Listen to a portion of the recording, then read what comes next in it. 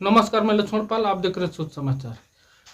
इस समय बीजेपी पर बहुत बड़ा आरोप लग रहा है क्योंकि चारों तरफ से बीजेपी घिर रही है। क्योंकि जब से लोकसभा चुनाव में उत्तर प्रदेश में उनकी हार हुई है, तब से आपने सुना कि उत्तर प्रदेश के कुछ नेताओं ने गंभीर आरोप लगाया। क्योंकि अब सामने आ चुका है कि जो निषाद पार्टी के अध्यक्ष थे, उन्होंने साफ साफ कह दिया कि गरीबों का घर तोड़ा गया है। क्योंकि जब आप गरीबों का घर तोड़ेंगे तो वोट कहाँ से मिलेंगे, सबसे भारी आरोप है। क्योंकि अब तक बीजेपी वालों ने कह रहा था कि गुंडों पर, माफियाओं पर चल रहा था, लेकिन अब सामने आ गया कि योगी आदित्यनाथ की सरकार, योगी आदित्यनाथ के अधिकारियों ने गरीबों का घर तोड़ा। इसलिए गरीब नाराज थे। आपने अयोध्या में भी सुना कितने इंटरव्यू में कि घर तोड़ दिए गए, मुआवजा नहीं मिला। बहुत भारी आरोप है और ये सच भी दिखता है किस तरह से अयोध्या में भ्रष्टाचार हुआ, सड़क पर, रेलवे की बाउंड्री में और मंदिर में चूने लगा।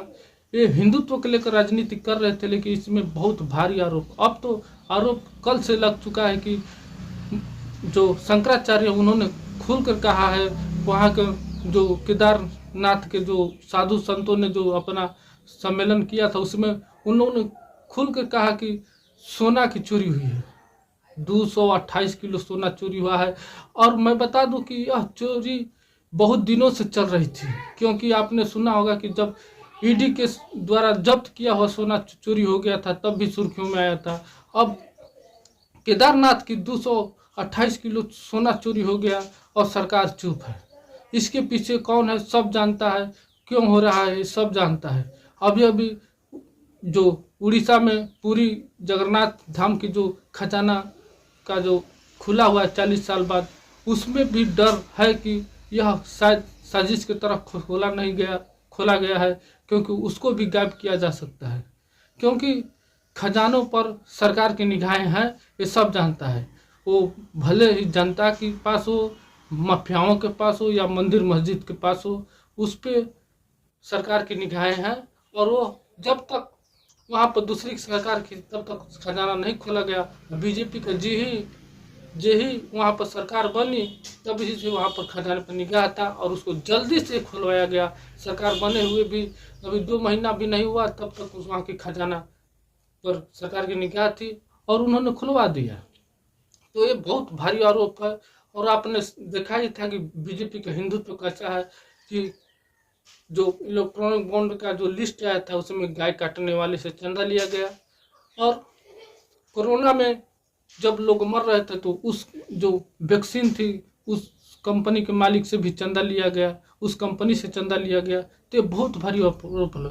देखिए क्या बोल रहे हैं जो शंकराचार्य है, उन्होंने कैसा आरोप लगाया है। खुल कर बोला है कि मीडिया पक्षपात कर रही है। मीडिया, अब जो लोग बोल रहे थे कि विपक्ष मीडिया को बोल रहा था गोदी मीडिया है, लेकिन आज साफ हो चुका है कि अब सब कोई, लगभग बीजेपी छोड़कर सभी लोगों ने ये कहना चालू कर दिया है कि मीडिया पक्षपात कर रही है, असल मुद्दों से भटका रही है, असल मुद्दों की बात नहीं कर रही है। ये तो बहुत भारी आरोप है। भारत की मीडिया बहुत खराब स्थिति में है। केदारनाथ मंदिर बन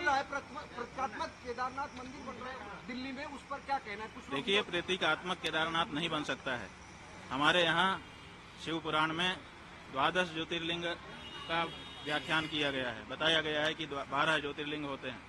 12 ज्योतिर्लिंगों के जहाँ नाम बताए गए हैं, वहीं पर उनका पता भी बता दिया गया है।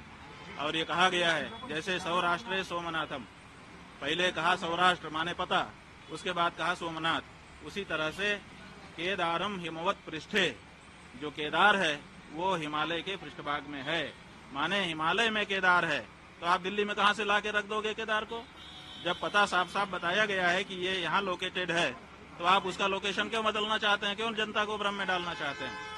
आप भगवान के 1000 नाम है, किसी नाम से स्थापना करके पूजा करिए, लेकिन केदारनाथ धाम दिल्ली में बनेगा, ये अनधिकार चेष्टा है और ये नहीं होना चाहिए। क्या इसके पीछे राजनीतिक वजह है? भाई, बहुत सारी राजनीतिक वजह हैं। हमारे सभी जो हमारे धर्म स्थान हैं, वहाँ पर राजनीति वाले प्रवेश कर रहे हैं।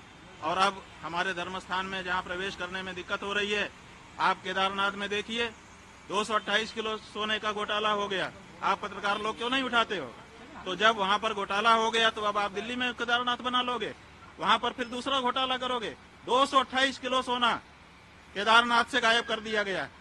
ये कहाँ का नियम है? क्यों नहीं उठाते हो प्रेस वाले इस बात को? आज तक कोई जांच तक नहीं बैठाई गई।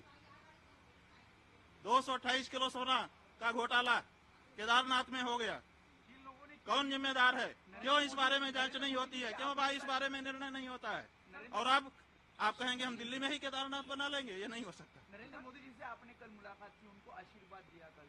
हाँ, वो हमारे पास आए थे, उन्होंने प्रणाम किया। हमारा नियम है, हम लोग आशीर्वाद देंगे, जो आएगा उसको आशीर्वाद देते हैं। नरेंद्र मोदी जी हमारे दुश्मन थोड़े हैं, हम उनके हितैषी हैं, सदा उनके हित की बात कह रहते हैं। जब उनसे कोई गलती हो जाती है तो हम उसको भी कहते हैं कि तुमसे ये गलती हो रही है। आपको लगता है वो हमारे दुश्मन नहीं है। उद्धव जी ने आपके जरिए बीजेपी के साथ वापसी को लेकर ऐसी कोई बातचीत? नहीं, हमारे जरिए हम कोई लाइजनर नहीं है। हमको श्रद्धा पूर्वक उन्होंने बुलाया था। हम, जैसा कि हमारा नियम है, श्रद्धा से बुलाने पर जाते हैं। हम आए, उन्होंने पादुका पूजन किया और अपनी जो उनकी अपनी बातें थी वो भी हमारे सामने रखी, हमने उनको सुन लिया। ये जो बात हम कह रहे हैं वो हम अपने मन की बात कह रहे हैं और पूरे महाराष्ट्र की जनता की बात। धन्यवाद।